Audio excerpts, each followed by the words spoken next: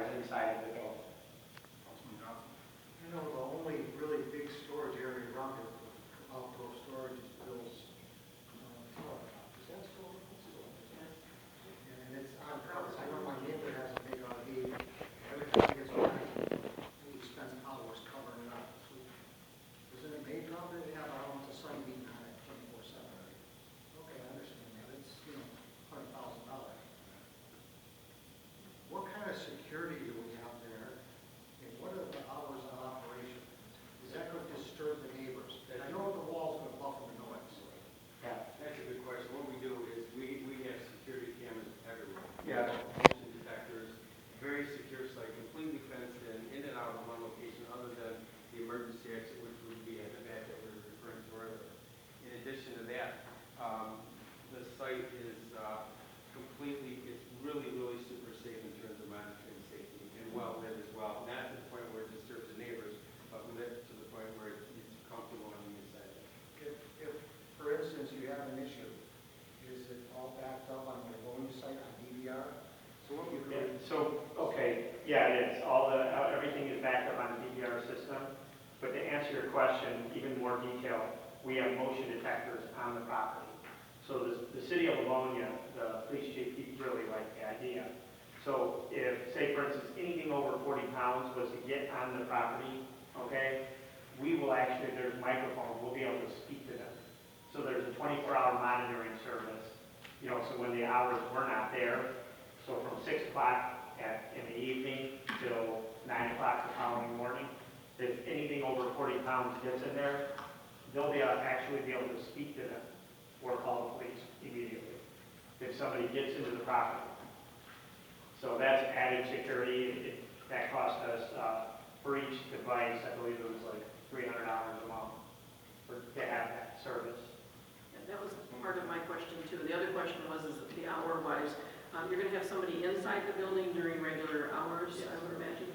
Yeah. I wasn't able to meet, or to come to your Livonia, but had something else I had to do, so I saw pictures, it was really nice. So you have somebody in there during the daytime at a regular time. Yep. What if I want to come to my storage area, say it's at 8 o'clock at night, because man, I forgot something, I need to get it out of there for, is there a passcode, is there a key code, how do I get in? And I would be, of course, over 40 pounds, so I wouldn't be talking to me. There basically is a passcode. You punch in your code. It's a 4-digit code that you pick, okay? That you'll be able to punch in that code, star, and then punch in the code and then the door will open for you. I mean, I don't believe we're going to have 24-hour access, so like inside of the building or in the back. So it'd be typically regular business hours. You can get It's regular business hours. to the main building here. You can get in there till 9 o'clock at night, unless there's an emergency. Then we have a call center. You can get in if there's an emergency take place. And in addition to the rest of the facility, it's limited hours. It helps control all the things that you don't want to happen after a certain time. So it's very limited access site. In addition to that, we really control what's in there. We don't allow commercial vehicles, tow trucks and things like that. That's not what it's for. It's designed for RV, boats and RVs and things like that. It's specific to that. And it'll, What are your hours? yeah. That will be 9 a.m. to 6 p.m. 9 a.m. till? Yep, 7 days a week. Okay. So at 6 p.m., I can't go into the back of that complex and start blowing stuff up? Typically, I mean, right now, I don't believe we're going to have that. So to answer that, we actually, in the summer hours, when it would be more prevalent to do that, we go to 9 o'clock. And then unless you have a really good reason to get in there after 9 o'clock, you got to do it.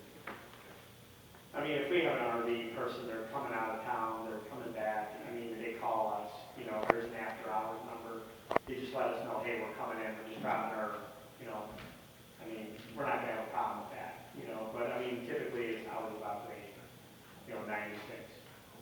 can you talk about the waste from these units? Okay, so we have, there's a dump station that we have. We kind of want to make a concierge island for, like I said, you come back from a long vacation, we have vacuums, air machine, just checking out tire pressure before you leave. There's going to be a propane tank You know, a lot of people like to fill up their propane tanks before they leave. We also have vacuums, vacuum 50-foot hoses, between, you know, a 40-foot RV, you know, you come back, where are you gonna clean it? None of these, you go to a car wash, they don't have 50-foot hoses.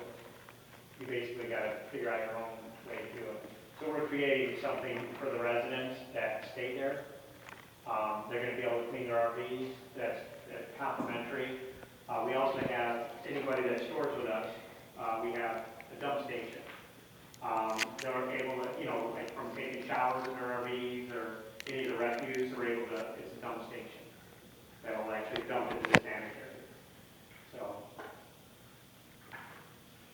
The dump station, is that located where the concierge? yeah, there's a concierge, We have it here. okay, you got it, okay. And it looks like it's right behind Subway or Tubby's. No, it's behind, actually, that's behind the Huntington Bank. Huntington Bank, okay. Yeah, that's right, behind that area. Kind of there, like, Yeah. And that, of course, is why they have some type of a tank system. The or tank something. system, and it has to be a certain amount of feet away. The state actually gets involved with the propane tanks. So I believe, what is it, 10 feet away from a wall, actually. It'll have to be at least 10 feet away from a wall, so so State regulations. state regulated for that.